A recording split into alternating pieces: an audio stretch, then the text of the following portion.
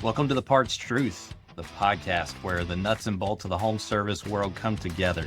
I am your host, Scott Pierson, and each week we dive into the real stories, the trends, the truths behind the trades.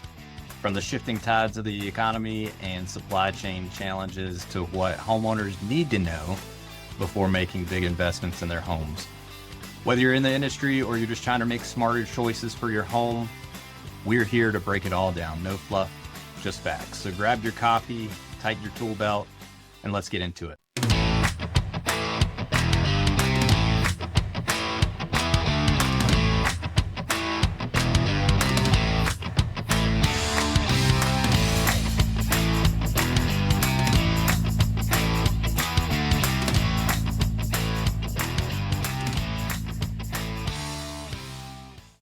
All right, welcome back. I am thrilled to be joined by Tersh Blissett from Service Business Mastery Podcast. Guys, I would say that he is probably the man behind the curtain right now when it comes to HVAC and AI. So this is going to be a fun conversation. If you're tuning in from manufacturers or from a contracting business or in that distribution space in the channel, this is going to be a good one. So let's dive into it. Tersh, welcome. Thanks, man. I appreciate you having me on the show. Super stoked to have you here as well. Hey, so I'm going to dive into it. We start with big bullet questions. So put your big boy pants on. We're going. All right. Let's go. All right. So you've built a reputation around optimize, automate, delegate. Just kind of start unpacking for us. Where does AI fit into the world of HVAC today? And really, how is it different than we might be perceiving it otherwise? So one of the things I would say, first off, kudos, optimize, automate, delegate. That's definitely one of the things that we live and die by over here. As far as AI goes, first we need to define AI. Like, what's the definition of AI? Is it an LLM? Is it truly agentic? Like, there's so many different levels of AI. I would say most HVAC companies probably are already using AI, if nothing else, to summarize emails. Like whenever you go in to click an email, text messages, the same way iPhone just did an update where they will summarize a text message and give you bullet points for it if you don't respond to it quick enough. Then you get into the ability for technicians using a voice recorder to just record a conversation that they're having inside of a home and then automatically taking that conversation and turning it into the invoice summary. So the technician doesn't have to write out a manual invoice summary anymore. They're automatically restocking inventory using AI. I mean, it's crazy, all the things that are going in that AI is being used for. And what we're finding is exactly what we've talked about for 2 years on the podcast, and that is that it's not out to replace people. It's out to make them do a better job.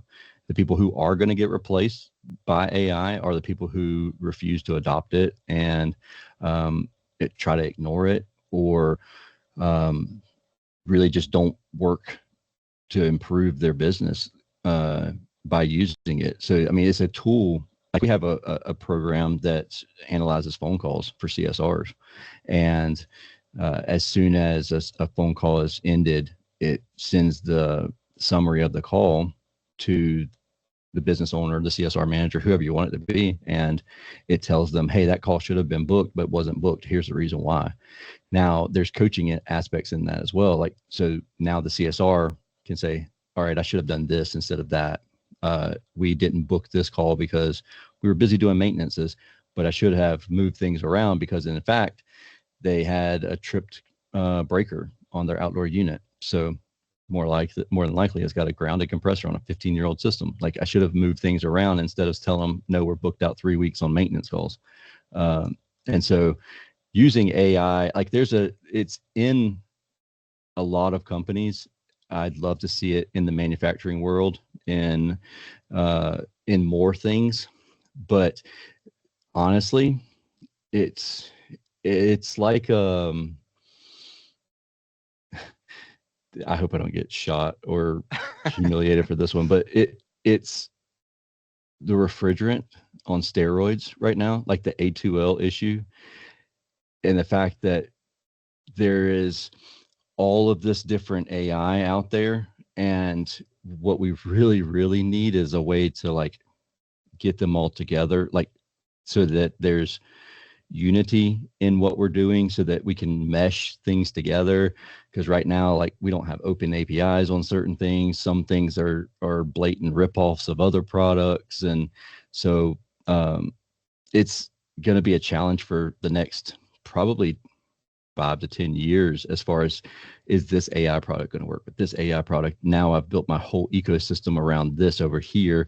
I mean, it's kind of like a Google and Microsoft thing. Like if you built all your ecosystem on Google and then all of a sudden you want to use, Power BI, and you're like, oh, I have to relearn everything now. So I would hope that we could get on some sort of same page.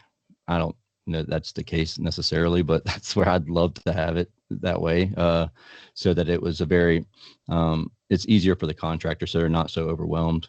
I don't know if that makes sense or not. No, it does.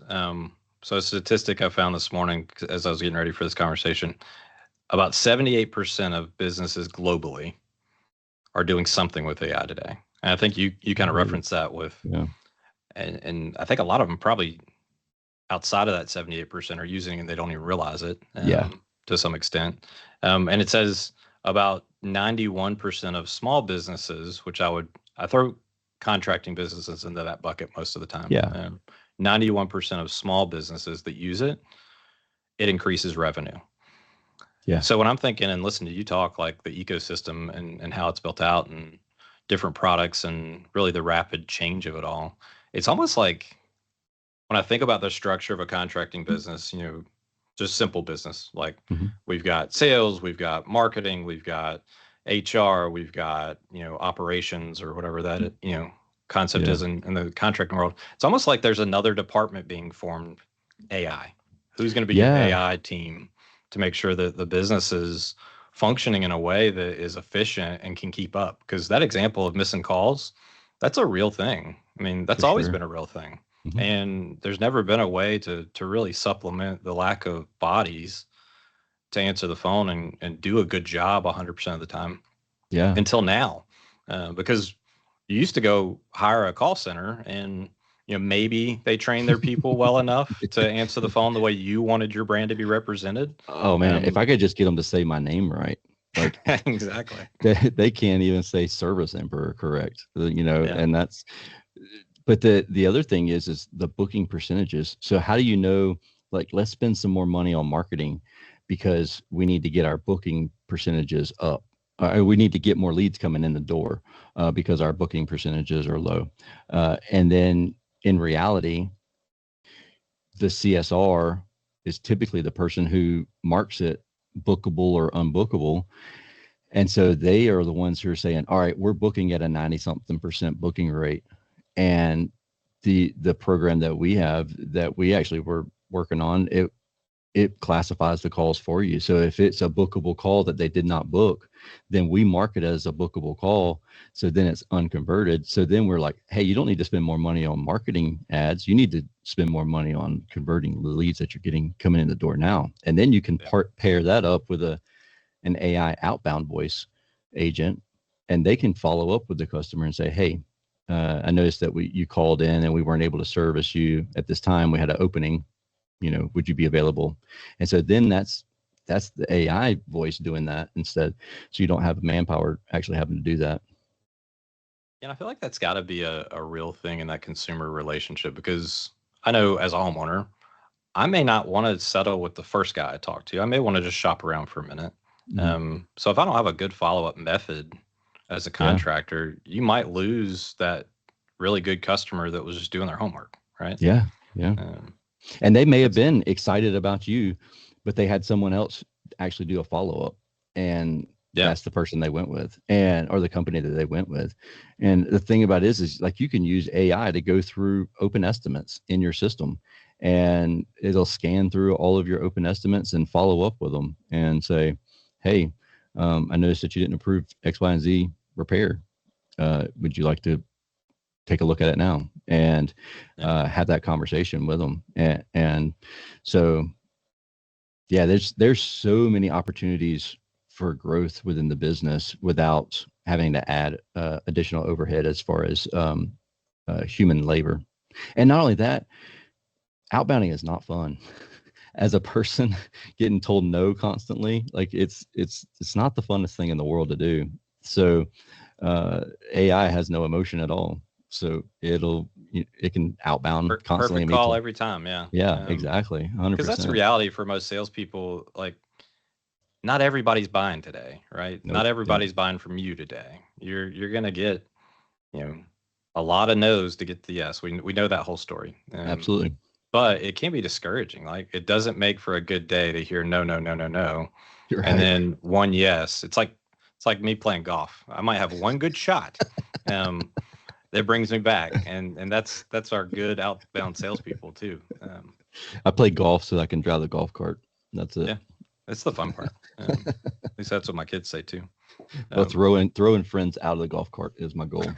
So, all right. So let's shift it, because I think we're going over a big arch of lots of use cases. If you were talking to somebody, and let's set it up with a framework here. Mm-hmm. Existing business, maybe 20 years old, Gen Z boomer, trying to really say, you know what, I feel like I'm going to get left behind, but I don't know where to start. Mm-hmm. But I know I need to start somewhere. Where would you point them first? Honestly, I would start even as simple as using ChatGPT instead of Googling something.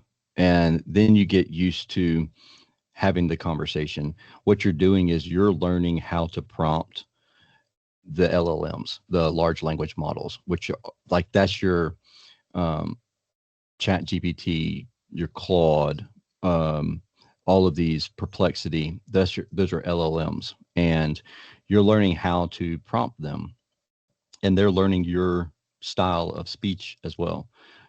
So then it gets better and better the more you use it, because I know that it can be frustrating. My wife was having a conversation, so she used the voice app portion of ChatGPT, and instead of just trying it out on small tasks to start with, she went into a big old promotion ceremony conversation. Well, it was not following her at all. It wasn't building out the Excel spreadsheets that she was talking about, that they were talking about back and forth. It didn't do anything that she wanted to. And so she was so mad. She was like, I'm never doing that again. And it's a perfect example of like, start small and then just learn it. And then you get used to it. It gets used to you. And you just get better at it. And honestly, a lot of people, when they think AI, they think of iRobot or something like that. Like that's their envision of AI is going to come and take over the world, or it has the ability to do all of these manual tasks. And that's not the case. In reality, what you need is automation involved. So you need the automation aspect of it mixed in with some AI. And anything that you do 3 times in 1 week manually, we need to optimize that process, automate it. And if you can't automate it, then delegate it. And in that automation step of that process, that's where we need to use some AI and learn the AI and just sprinkle it in there little by little. Yeah. Optimize, automate, delegate. I love that concept though of getting started small and then building into it, and just the simple idea that it is learning from what you prompt it with. Yeah, absolutely. One of the easiest ones to do, for an example, like if I can give an example of an automation with AI built into it, is responding to Google reviews.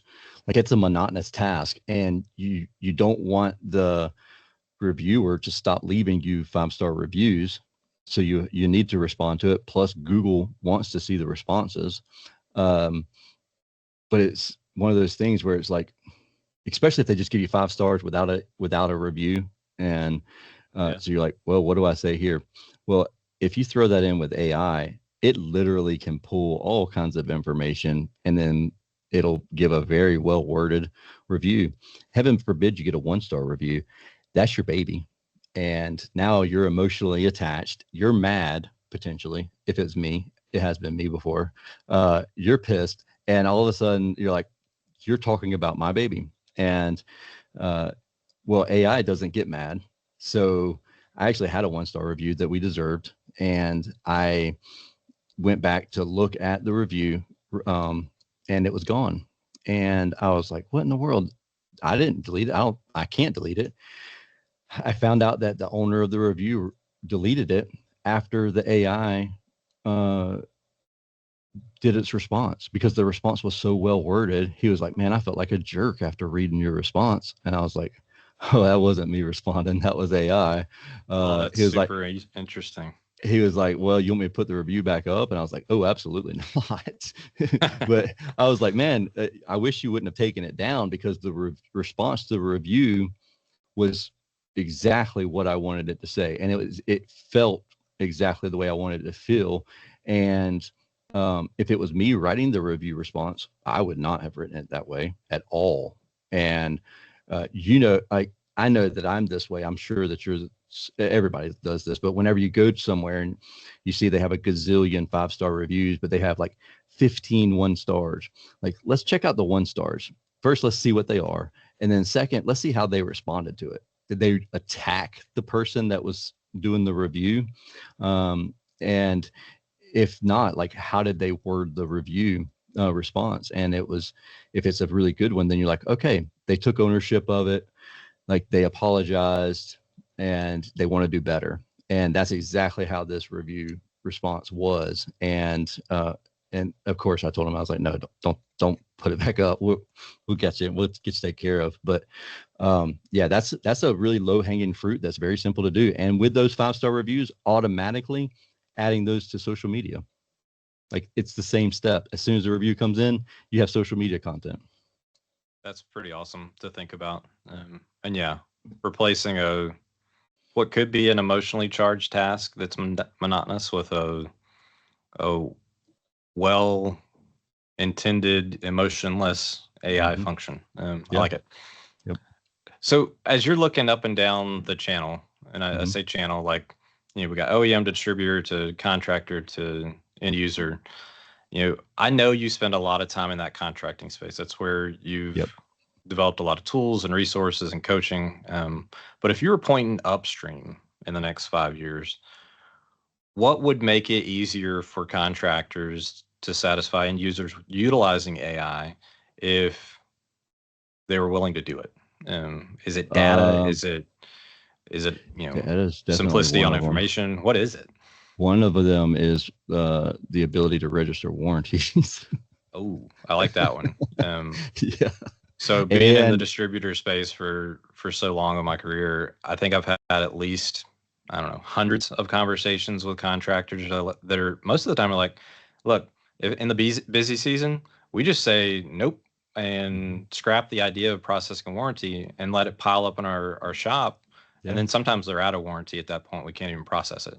Yeah, it happens. Yeah. And the thing about it is it's a very frustrating task at times to see if something's under warranty. And then there's times where it's just cheaper to buy the part than deal with all of and it's not just the maybe $25 handling fee, maybe $50, whatever they're going to charge for that. But also the time to find out where we put the paperwork, like where we find the paperwork, where do we fill it out? Do we have to manually take it in? Can we email it? Or how does that process work? So sometimes it's a different process for every manufacturer. Every single one is different. And the fact that you have to register a warranty. And I know that Florida, maybe some other states are headed that. I think Georgia's headed that direction where they can't require register and warranty to get the 10-year warranty from the manufacturer. But permits, same way. Every county, every city might have a different permit process, but having it all done on AI. But to go back to the manufacturer, having the ability to access the website, because there's a lot of manufacturers that we've built out like an MCP, and it is basically like a swarm agent, and it can go in and register the warranty for you. But there's some websites that have blocked it completely, and so you can't, like, it's got too many two-factor authentications involved in it, and it needs to know that you're a human in order to register the warranty. Why? Why do we need that? Like, why are you going to stop me from making it easier for the contractor to register a warranty so that you get the information of the customer that you want? Like, you're just making it too difficult. So yeah, that would be one of the things that I would say. Like, let's work together on this, on the AI side of things. Yeah, that's a great idea, because that is a task that we could probably build a math equation around and solve quickly. 100%. You can. There's programs out there that will do it, but they've told me they're like, we can't do it for this manufacturer because of, they won't let us have access to X, Y, and Z. I don't remember what it was. It's been a year or two ago now, but making that process easier is beneficial to the manufacturer just as much as it is to the contractor. For sure. I think I know who you're talking about that's building that mousetrap, but I think there's some things that have evolved since then. But yeah, I mean, I think we have talked about this person actually. Things that change the landscape and open up more opportunity to create goodwill at that consumer level. If you can take some of that task out, that's got to be beneficial to the brand itself from a manufacturing standpoint, because it's going to be connected to that contracting group that puts it in, right? Yeah. So exactly, brand goodwill comes out of it from any perspective if you can accelerate the channel there. Cool stuff. So, all right, the past couple, I don't know, it's past 4 weeks, I've been talking with people around really the shift between watching some people retire in this industry and then the 20-somethings that are left. It was that big generational divide that's about to really be on us in the next 4 years. I think the statistic I've heard recently is that in the next 5 years, you're going to have 40% of the industry's technicians retire. That is a big number. Yeah, that's a massive number. I believe so. If you think about that group leaving, that old guard that has all the tribal knowledge, they are the mechanics of the world that this industry has grown up on. And now you're left with a growing, but growing slowly, 20-something-year-old that doesn't have the tribal knowledge, but now he's a digital native. Yep. Where does AI play in there? Oh, I could tell you right where it plays in. Tech support. Like, they do not like getting on the phone. Like, I had this tech support guy.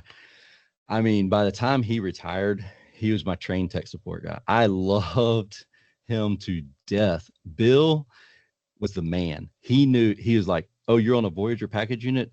Go over there to screw number 12 and twist it half a turn. And I do it, and it just boom, come right on. I was like, Bill, how did you know that? He was like, dude, I've been doing this for 100 years. Like, that's how but he was just one of those grumpy old guys. Or he was an AI bot and you didn't even know. Yeah, that too. Well, it was like 15 years ago, so maybe not. But I have guys on my team that just refuse to pick up the phone and call for tech support. They're like, man, I'll Google it. I'll do this. I'll do that. Like, and then they'll text me asking me questions. And I'm like, dude, have you called tech support yet? Like, why do we have tech support well, they're busy or blah, blah, blah. They don't want to be embarrassed is what it is. And so if there were AI agents that worked for the manufacturer, that they could just chime in, and like, AI voice is too good not to use it. But they could still do text messaging, AI chat, and like, don't make it humanistic, like, make it as human as possible. Don't have it following checklists that are redundant, because there's nothing quicker that'll turn off somebody from using a tech support than having step 1, step 2, step 3. Like, we're past all that. Like, use it for like having a conversation, a very humanistic conversation. And that is a very low hanging fruit that every manufacturer could have. Like, literally, they have all of their data, like they have their uh, wiring diagrams, their schematics, their customer service bulletins, all that stuff. They are storing it somewhere.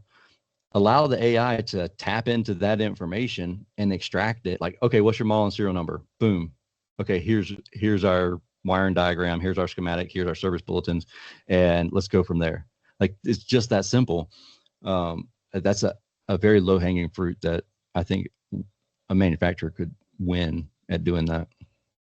I don't think you're wrong. I think you might be onto something.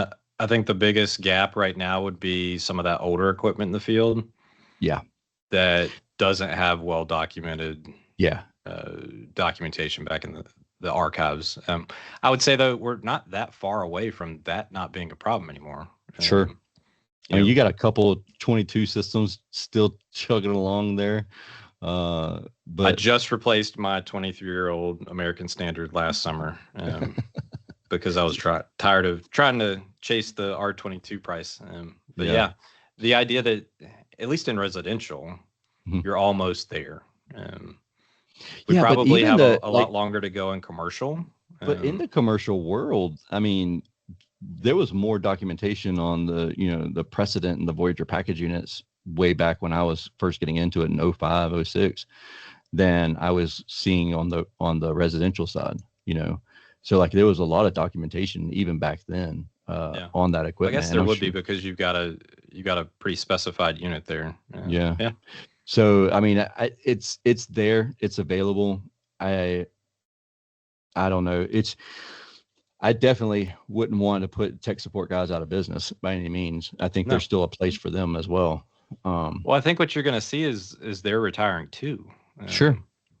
And there's nobody replacing them. I mean, this isn't just the technicians in the field that are going to fill this generational shift. No, you're right. Because you got to think, every counter guy that was decent was a mechanic that his knees got tired and back hurt, so he went to the counter. Tech support too. These weren't the guys building the machines. These were the guys working on the machines that just went to the factory to hang up their tool belt. Mm-hmm. So all that's going away. So it's more like wait a minute. This might be a sense of urgency we need to consider, because if you've got a young mechanic in the field that's still got to learn, and there's nobody to teach him, well, now what? Yeah. I mean, there are some really good programs out there, like Interplay Learning, SkillCats, they're virtual reality softwares that teach the technicians, and they have some troubleshooting built into their programs as well, which is really cool. But it's still a pretty limiting factor because it doesn't have manufacturer support. Like, it doesn't have manufacturer backing it to give all the data and stuff like that. So because the technician can't just go to any old tool and throw this in. It can't be like, oh, ChatGPT, tell me how to fix this heat pump.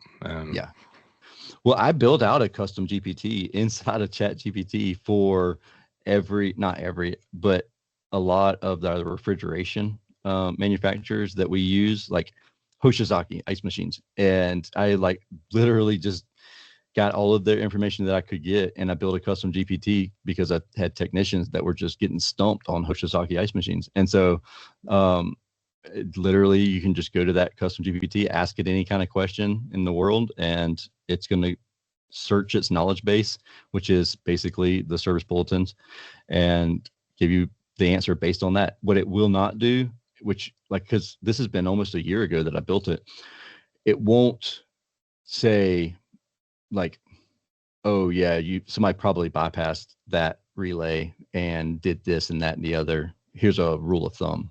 It's only going to go exactly off of the handbook. Spec docs. Yeah. And so that's where it gets frustrating, is when you're working on something a little older and somebody's done bypassed this relay or changed out this, put a 9340 relay in place of this relay. Well, and in the HVAC world, that's a real problem. Like generic parts and being MacGyver on a unit was the way. Exactly. Especially if you're 30 minutes away from the supply house, you have this other relay that could work. Just use it. Just use it and get it up and running. I think the challenge there is the guy that comes behind you, though, Oh yeah, 100%. is now twice as challenged to Oh fix the yeah, unit when it breaks again. and let some wires Which, be burnt, and then you got a roll of black wire in the van, yeah, and now you have like 6 black strands next to, yeah. Oh, I've been there. I'll I've never lived through that. forget, like almost 2 decades ago, asking a contractor if you'd rather have an alternative replacement part, aftermarket part, or the factory OEM, and he was like, if it's not that blue sparker box, then my guys won't know where to go buy it next time it breaks, and they're going to break. Yeah, that's true. It's That's just true. it's just going to happen. So I need the genuine OEM part just for my guy that follows my old guy, to know where to go to fix it. So It is true, um, because the deductive reasoning is being taught out of people. Like I don't know why. I couldn't pinpoint it, but I know, like, when you talk to an old timer, I mean, this is across the gamut of stuff, not just in the HVAC world. You talk to an old timer about anything, and they're like, "Oh, just use this in place of that," yeah, and they that's they know how to fine. solution for things Yeah, based off of just coupling together all the different nodes of things that they've ever done, right? and ultimately, I'll tell you what I believe the reason that is, and that's because they understand the why behind what's going on. They understand the process to get to the end point versus just the beginning and the end, and then having to use an exact tool for that, that process.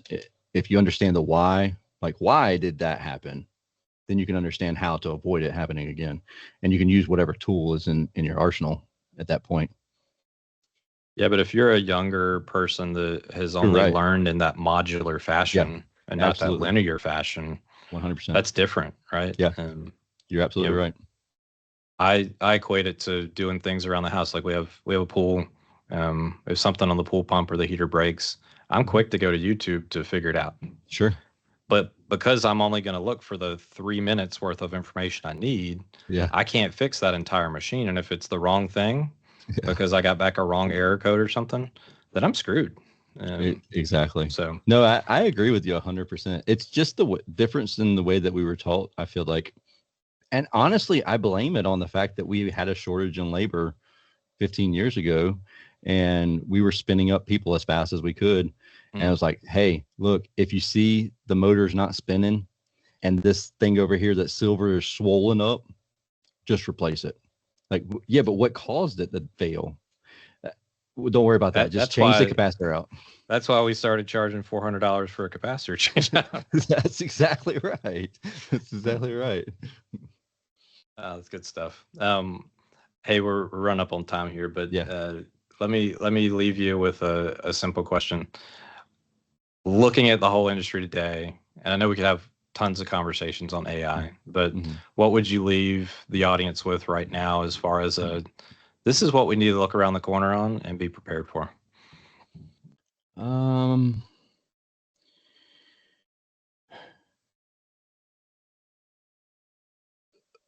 Probably focus internally. People, I mean, just right now, people aren't spending money like they were, 2020, and in the HVAC world is specifically. Uh, there's a lot of low hanging fruit within inside of our businesses that if we would just optimize processes, then we could find a lot of actual extra cash, and use that cash to either make your business more profitable, spend more money on training for AI.